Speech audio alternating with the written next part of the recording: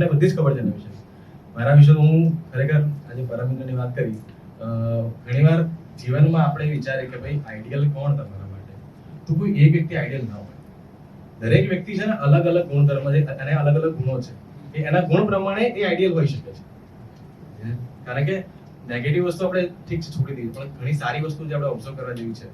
ભગવાન દત્તાત્રેયના પણ 52 ગુરુ હતા, તો એવા કેટલાય લોકો મળે સફરમાં કે જેનાથી ઘણું બધું શીખવા મળે. એટલે આની જોડથી મને ખરેખર બહુ બધું શીખવા મળે, તો પ્લીઝ વેલકમ.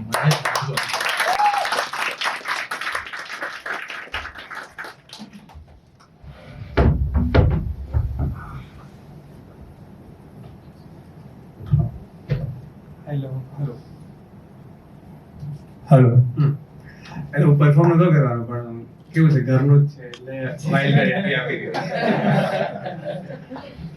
તો મારું નામ છે મહેશ રાજગુર અને હું આ ટ્રેનરનો જ મેમ્બર છું.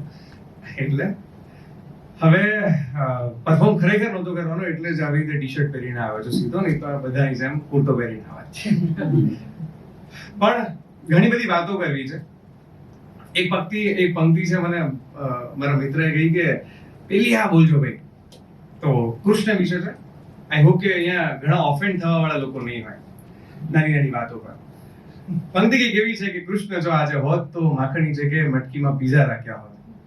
કૃષ્ણ જો આજે હોત તો મટકીમાં માખણની જગ્યાએ પીઝા રાખ્યા હોત, અને કૃષ્ણે પણ દ્વારકાનું રાજ છોડીને કેનેડાના વિઝા માંગ્યા હોત.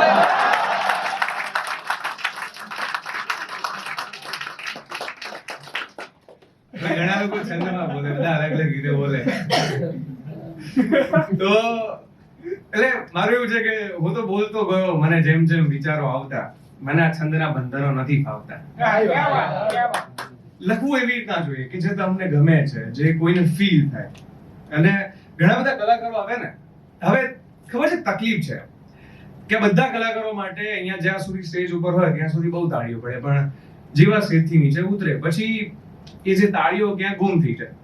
એટલા માટે કલાકારોને જોઈને એકવાર મને બે પંક્તિઓ સૂચેલી કે કલાકાર કરોડોની કળા આપીને 20 રૂપિયાની ટિકિટ લઈને સરકારી બસમાં ઘરે જાય છે. ગરીબોના સંશોધનો અહીંયા પસ્તી થઈ જાય છે, પણ ધનવાનોના ગોખેલા ભાષણ પણ અહીંયા ગીતા ગણાય છે.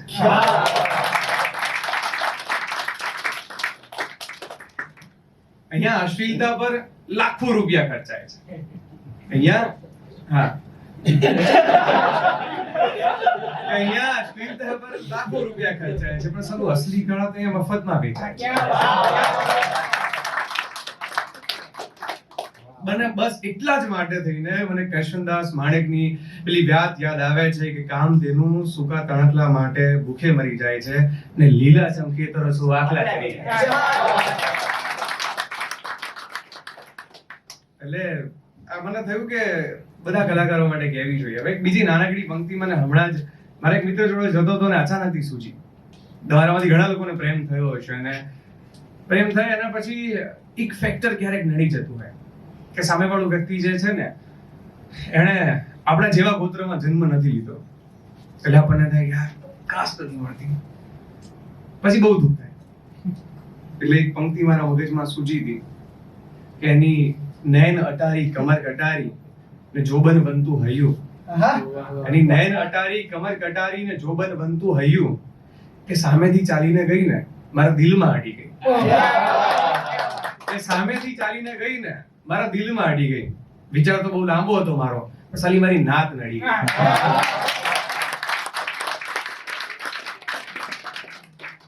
ઘણાને નડે અને ઘણાની અંદર હિંમત હોય બળવો કરવાની, તો એ કરી લે. એટલે વ્યક્તિ જીવે ને ત્યારે મેં ગઈકાલે ક્યાંક સાંભળ્યું હતું કે કલાકાર છે ને એનું એક મોટિવ હોય કે વ્યક્તિ મરી જાય પણ એની કલા જીવતી રહે. કૃષ્ણદાસ માણેક આજે નથી, પણ એમની પંક્તિ આપણી જોડે છે. આવા ઘણા લેખકો છે કે વ્યક્તિ મરી જાય પણ કલા જીવતી રહે. એટલા માટે તેની પંક્તિ મને સૂજી હતી કે બીજું કશું નથી જોઈતું મને, બસ મને એક જ જબાન દે. બીજું કશું નથી જોઈતું મને, બસ એક જ જબાન દે. જિંદગી ભલે ગમે તેવી આપ, પણ સાલું મોત આલીશાન.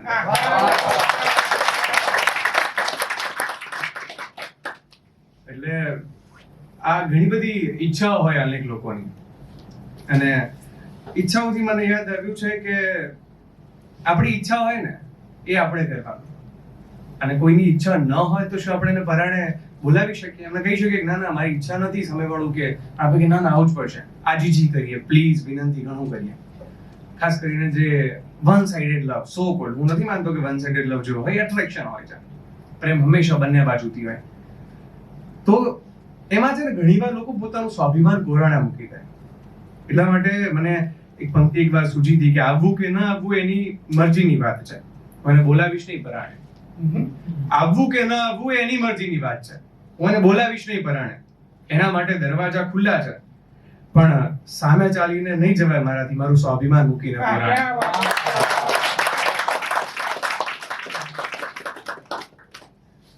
એટલે બસ આવી ઘણી બધી વાતો છે. એક પંક્તિ થોડીક આમાં મેચ નહીં થાય પણ મને બહુ ગમે છે.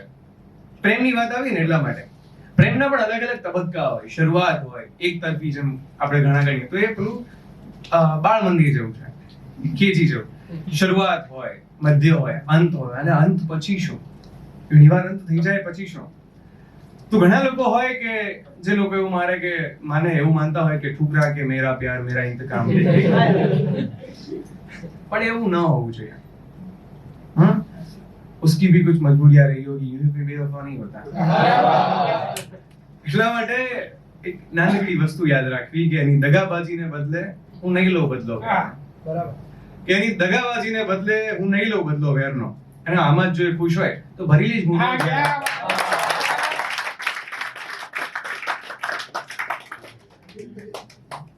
હવે ઈશ્વરની ઘણાએ વાત કરી. ક્યારેક એવું ફીલ થાય ને કે ઈશ્વર જોડે જઉં છું પણ સાલું મેળ કેમ નથી આવતો. આમ તો એક પંક્તિ છે, જ્યારે ખરાબમાં ખરાબ તમને ફીલ થતું હોય ત્યારે તમે શું લખો કે બસ એક જ વિચાર થાય છે કે મારી સાથે જ કેમ આવું થાય છે. બસ એક જ વિચાર થાય છે કે મારી સાથે જ કેમ આવું થાય છે. દર્શો હું પહોંચ્યો નથી પણ સાલું એના પાણીમાં ખારાશ વર્તાય છે. બધું પાણી ખારું લાગે, તમારો સમય તમને ખરાબ લાગે, કે હસતો રહ્યો હંમેશા હું બહારથી, પણ યાર અંદરથી તો મારું મન મૂંઝાય છે. ને આ પ્રેમની પળોજણમાં માંડ તો પડ્યો તો, ને આ પ્રેમની પળોજણમાં માંડ તો પડ્યો તો, પણ ખબર નથી કે એમાંય આટલું જલ્દી છૂટા થવાય છે. કે મારો એમ તો છે ફેલાયેલો સંબંધોનો કારોબાર, મારો એમ તો છે ફેલાયેલો સંબંધોનો કારોબાર, પણ સૌ એમાં પોતાના જ ખોટ આપી જાય છે. અને થયું આ બધું તકલીફો થાય એટલે એમ થાય ભગવાન જોડે જાઓ, કે થયું લાવને મળી આવું ભગવાનને મંદિરમાં, કે થયું લાવને મળી આવું ભગવાનને મંદિરમાં, પણ સૌ એમાંય કે મેળ આપણો થાય છે. ને એટલે ઘણીવાર આપણે ઈશ્વરને પ્રશ્ન પૂછીએ કે જીવું છું તારા ભરોસે, અને તું જો આમ ભરોસો તોડીશ તો કેમ ચાલશે? ઈશ્વરને આપણે પૂછીએ કે જીવું છું તારા ભરોસે, અને તું જો આમ ભરોસો તોડીશ તો કેમ ચાલશે? આ વૃક્ષે જે છાંયડો આપે છે, આ વૃક્ષો જો હવે તડકો નાખશે તો કેમ ચાલશે? પણ હવે આ દિશામાં બહુ ચાલ્યો છું અને થાક્યો છું, બહુ ચાલ્યો છું અને હવે થાક્યો છું. તારા સુધી આવ્યો છું ને તારા માટે આવ્યો છું, ને જો તું હવે આંખો બીડીશ તો કેમ ચાલશે? કેદારનાથ ગયો ત્યારે મને પંક્તિ સૂજી હતી કે બહુ ચાલીને થાક્યો છું, તારા સુધી આવ્યો છું ને તારા માટે આવ્યો છું, ને હવે જો તું આમ આંખો બીડીશ તો કેમ ચાલશે? પછી ઈશ્વર આપણને શું કહે? ઈશ્વરનો જવાબ આપણને શું હોય? ઈશ્વર કહે કે ભાઈ પૈસા કમાવાની હોડમાં તું શું કરી બેઠો છે? માયા માયા માયા માયા, કે પૈસા કમાવાની હોડમાં તું શું કરી બેઠો છે? બનવું તું રામ ને રાવણ બની બેઠો છે?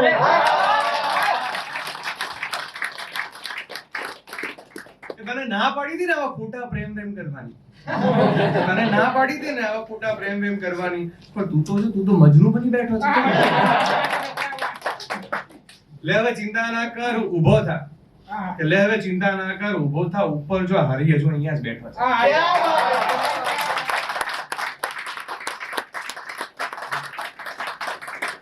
It was my time. અને વાઇલ્ડ કાર્ડ એન્ટ્રી, અને સદે પણ કહ્યું કે આવતીકાલે આ જ ટાઈમે 8 થી 10 માં 7:45 ચાલુ થશે મારો એક્સક્લુઝિવ પહેલો શો હું લઈને આવી રહ્યો છું, જેનું નામ છે અનુભૂતિ, જેમાં આ જ જગ્યા છે, આ જ સ્ટેજ છે, હું જોઈશ, પણ સ્ટોરી ટેલિંગ શો છે, નામ છે એનું અનુભૂતિ. કારણ એવું છે કે ઘણી વસ્તુઓ આપણે અનુભવવાની હોય. કવિતાઓ તમને ક્યારે કનેક્ટ થાય, કોઈની વાર્તા, કોઈની સ્ટોરી તમને ક્યારે કનેક્ટ થાય? જ્યારે તમે એને ફીલ કરો, તમને અંદરથી થાય કે ના વાત સાચી છે, મારી સાથે પણ આવું થાય છે.